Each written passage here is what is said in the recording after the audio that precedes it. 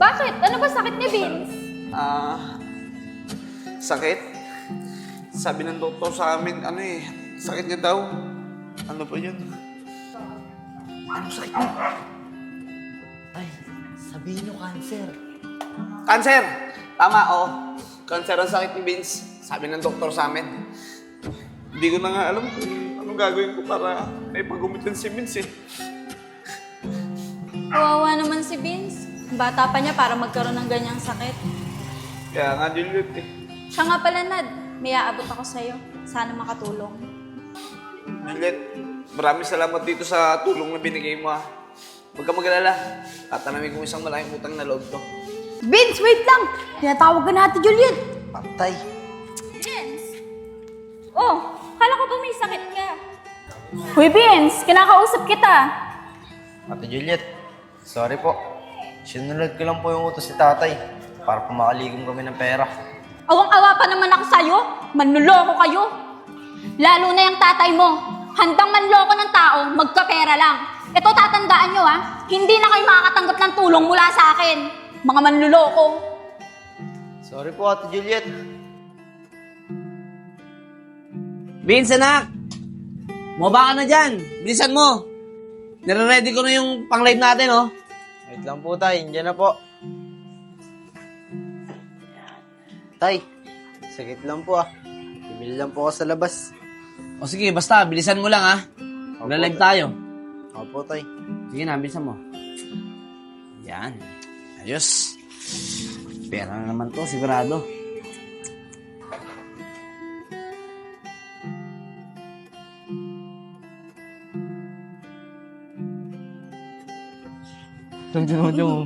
Ayun, buti na lang. Si Kuya Isko, tsaka si Enjong. Kuya Isko, Kuya Enjong. Oh, Vince, ba't ang aga mo? Di ba kayo magla-live ng tatay mo? Magda-live.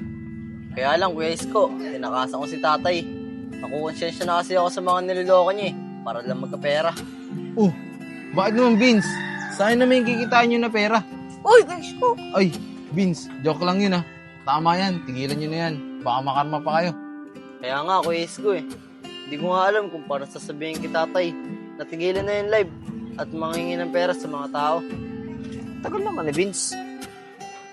Sabi, bibili lang daw Saan kaya yung batang yun? Vince, pag-usapan mo na ng tatay mo. Malay mo, pumayag. Oo nga, Kaya Vince! nga ba nandito, eh. Hoy, Vince! Ba't hindi ka na umuwi? Di ba sabi ko magla-live tayo? Sorry po, tay. Sorry, bilisan mo. Uwi ka na. Paano? Kuya Isko, Kuya Enchong. Tara na. Tagal mo. Sabi mo, bibili ka lang, di ka na nakabalik. Saway ka talaga.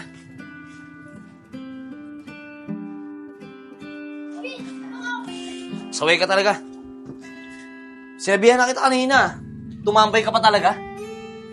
Tay, tigilan na po natin itong pagda-live. Nakukonsensya na po kasi ako Nakukonsensya? Vince, naririnig mo ba yung sinasabi mo? Tay, nakita po kasi ako ni Ate Juliet kahapon. Sabi niya po, sinungaling daw po tayo. Kasi po, nagbigay daw po siya ng tulong sa atin. Pero wala naman daw po ang sakit. Galit na galit po siya kahapon, tay. Ano ka ba, Vince? Mas iintindihin mo pa ba yung ibang tao kaysa sa alam ng sikmura natin? Ang importante ngayon, kumikita tayo sa pagla-live natin. At nakakaraos tayo sa araw-araw natin. Bilisan mo! Pumesto ka na, magla-live na tayo. Sige po, tay. Ano kasing iniisip mo eh?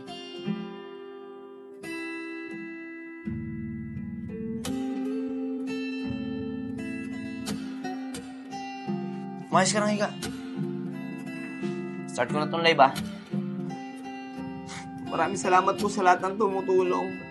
Sa mga nag-send po ng GCash. Natanggap ko na po yung iba. Dumating na po. Nakalive na naman si Enad. Mga komentan nga. Baka karmahin pa siya sa ginagawa niya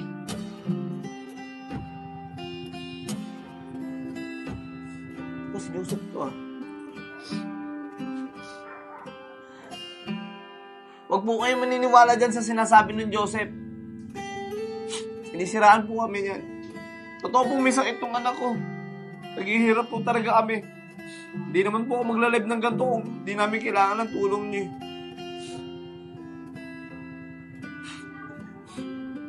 Salamat po sa mga nag-send ng Gcash. Sige na po. End live ko na po muna itong live natin. May nanggugulo po kasi dito sa live ko eh. Sige na po. Maraming salamat po sa lahat ng tumulong. Oh, nag-live na siya. Tumigil na siya ng pagla-live. Tama yan. Sana, matauhan na siya. At lumaban na siya ng patas.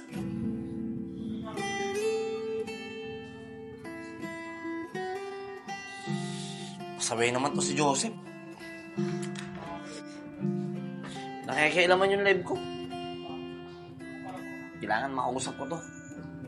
Vince, dito ka muna ah. Pupuntahan ko lang si Parang Joseph. Sige po, tay. Saway. Masyadong pakialamero talaga to. Tayo mo ako dyan. Sige po.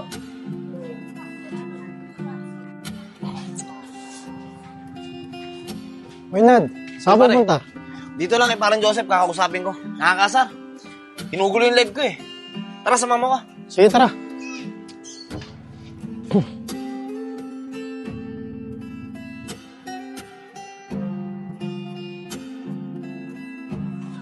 Tara, pare. Seth! Joseph, lumabas ka dyan! Si Enad yun ah. Bakit kaya? Joseph, lumabas ka dyan! Oh, bakit Enad? Ba't ba masyado kang pakialamero? Bakit nag-comment ka dun sa live ko, ha? Enad, tama lang naman yung ginawa ko ah. Concern lang ako sa'yo. Dahil ayoko lang mapahamak ka at mabalik sa'yo yung mga ginagawa mo. Dahil kaibigan kita. Hoy, Seth, hindi ko kailangan ng pagiging concern mo. Ang gusto ko, huwag mo akong pakialaman. Dahil dito ako kumikita ng pera eh. At kung hindi mo gusto yung ginagawa ko, mas mabuti pa na ngayon pa lang, tuldukan na natin yung pagiging magkaibigan natin. At huwag mo na rin akong pakikialaman. O sige Nad, kung yan ang gusto mo, ikaw ang bahala. Hindi na kita pakikialaman. Pero sana Nad, maisip mo na mali ang ginagawa mo. Mabuti naman, Sep. At nagkakaintindihan tayo. Saka isa pa, kung mali man yung ginagawa ko, wala ka nang pakialam doon. Kasalanan ko na yun.